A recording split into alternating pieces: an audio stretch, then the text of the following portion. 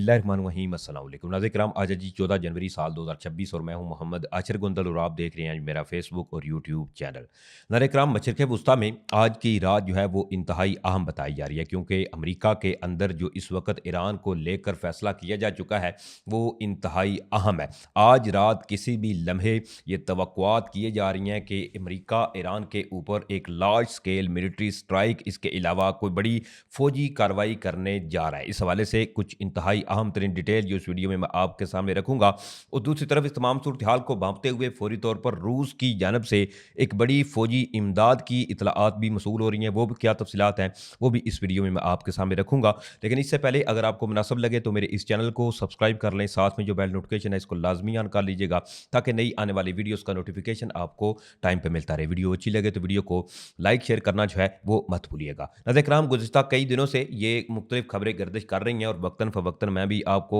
कई एक ऐसी डिटेल जो है वो फराहम करता रहा हूँ कि किस तरह से ईरान जो है इसके गिर्द अमेरिका की जानब से घेरा मज़ीद तंग होता हुआ नज़र आ रहा है। नाज़रीन किराम, इस चीज़ को समझिए कि बरहा प्रेसिडेंट डोनाल्ड ट्रंप की जानब से ईरान को इस चीज़ पर जोर दिया गया कि मुज़ाकरात के ज़रिए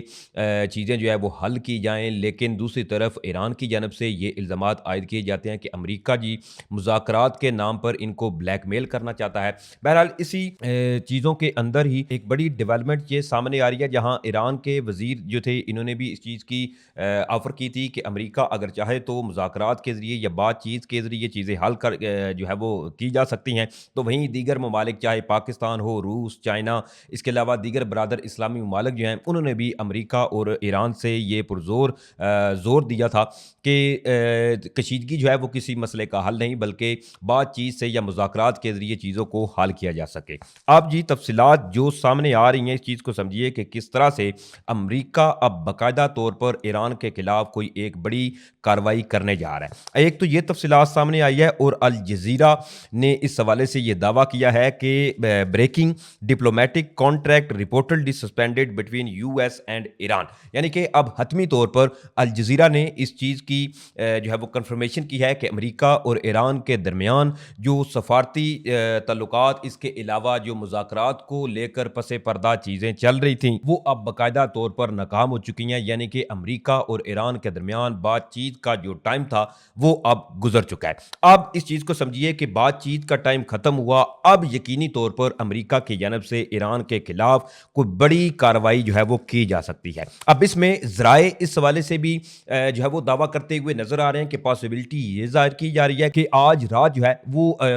ये अंदेशा है कि अमेरिका ईरान के ऊपर एक लार्ज स्केल मिलिट्री स्ट्राइक कर सकता है। यहाँ चीज़ें इस वक्त मजीद खतरनाक होती हुई नजर आ रही हैं, क्योंकि डेली मेल ने एक बड़ा ही होलनाक दावा किया है। नाज़रीन किराम, इस हवाले से द डेली मेल ने प्रेसिडेंट डोनाल्ड ट्रंप की जो एडमिनिस्ट्रेशन है उसके हवाले से यह दावा किया कि प्रेसिडेंट डोनाल्ड ट्रंप की एडमिनिस्ट्रेशन जो है इसने एक डिटेल लिस्ट दी है और इस डिटेल लिस्ट के अंदर जो ईरानियन मिलिट्री अड्डे हैं, इसके अलावा जहाँ जहाँ पर अमेरिका ने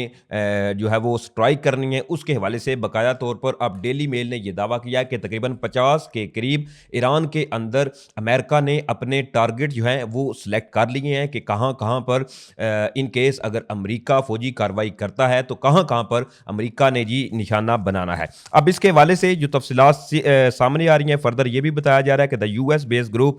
United against nuclear Iran delivery a dossier containing 50 target to the White House which was handed over to the administration early। यानी कि एक ऑलरेडी अमेरिका के अंदर जो एक ग्रुप है जो कि इस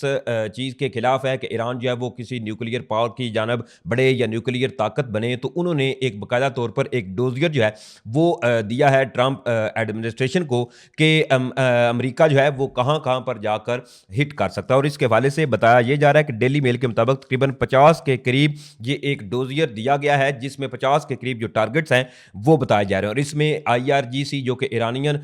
रेवोल्यूशनरी गार्ड फोर्सेस हैं, इनके मिलिट्री हेडक्वार्टर, इसके अलावा साथ ही ये भी बताया जा रहा है कि दीगर कई एक अहम पॉइंट्स हैं उनको भी अमेरिका ने अपने जो है वो निशाने पर ले लिया। एक तो इसमें जो डोजियर बताया जा रहा है इसमें हेडक्वार्टर बताया जा रहा है आईआरजीसी का तराला हेडक्वार्टर है जो कि तेहरान के अंदर है, और साथ ही इसके अलावा फर्दर कई एक ऐसे जो सब हेडक्वार्टर हैं वो भी इस डोजियर के अंदर शामिल हैं, जिसमें फर्दर मैं आपको बताऊं तो वो बताया जा रहा है कि 23 आईआरजीसी जो बसीज बेसिस हैं अक्रॉस द कैपिटल यानी कि कैपिटल जो ईरान का है, इसके इर्द गिर्द जितनी भी तकरीबन 23 के करीब जो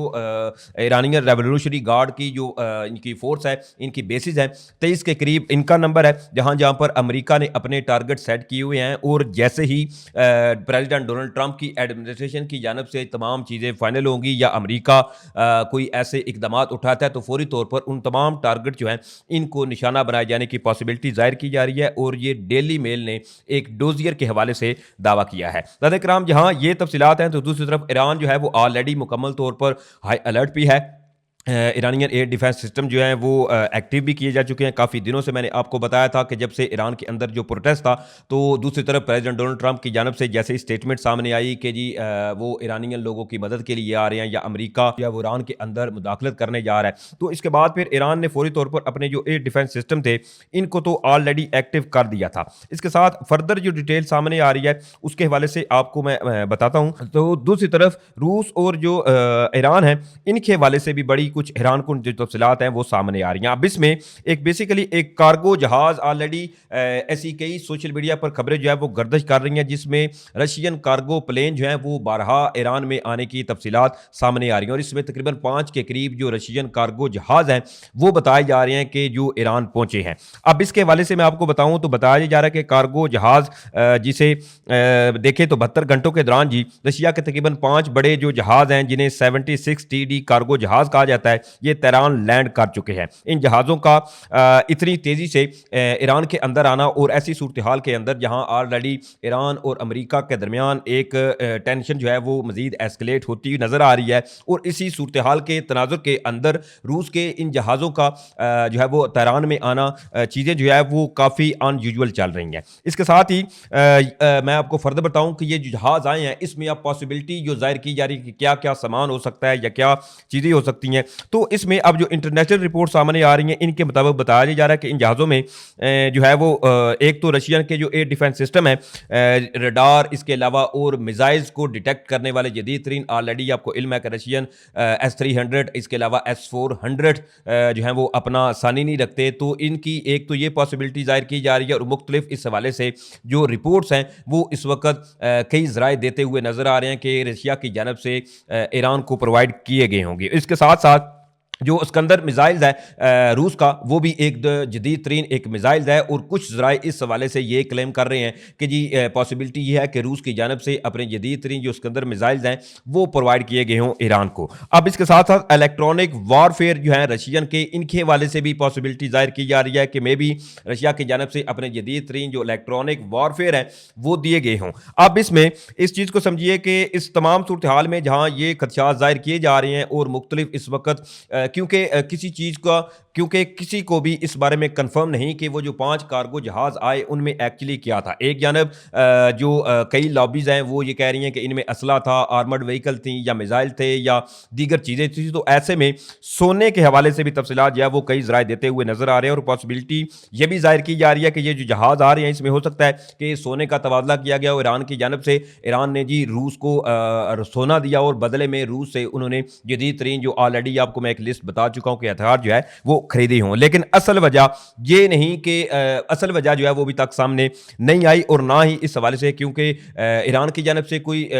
इस पर स्टेटमेंट जो है वो सामने आएगी और ना ही रूस की जानब से कोई ऐसी स्टेटमेंट जो है वो सामने आएगी। लेकिन ये तमाम सूरत हाल इस वक्त में हो रही है जब प्रेसिडेंट डोनाल्ड ट्रंप की जानब से बरहा ऐसे ऐलानात जो है वो सामने आ रहे हैं। और दूसरी तरफ अमेरिका की जानब से खबर भी सामने आना कि अब जो मुज़ाकरात हैं या बातचीत है उसका दौर अब ख़त्म हो चुका है। अब फुल एंड फाइनल चीज़ें जो हैं वो जी होने जा रही हैं। बहरहाल ये कुछ तफसीलात थी जो मैंने आपके सामने रखी। उम्मीद करूंगा आप लोगों को वीडियो अच्छी लगी होगी। अगर वीडियो अच्छी लगी है तो भाई के चैनल को सपोर्ट करने के लिए चैनल को सब्सक्राइब करें, साथ में जो बेल नोटिफिकेशन है इसको लाजमी ऑन कर लीजिएगा ताकि नई आने वाली वीडियोस का नोटिफिकेशन आपको टाइम पे मिलता रहे। वीडियो अच्छी लगी तो वीडियो को लाइक शेयर करना मत भूलिएगा। मुझे इजाजत दें, इंशाल्लाह फिर मिलेंगे। पाकिस्तान जिंदाबाद।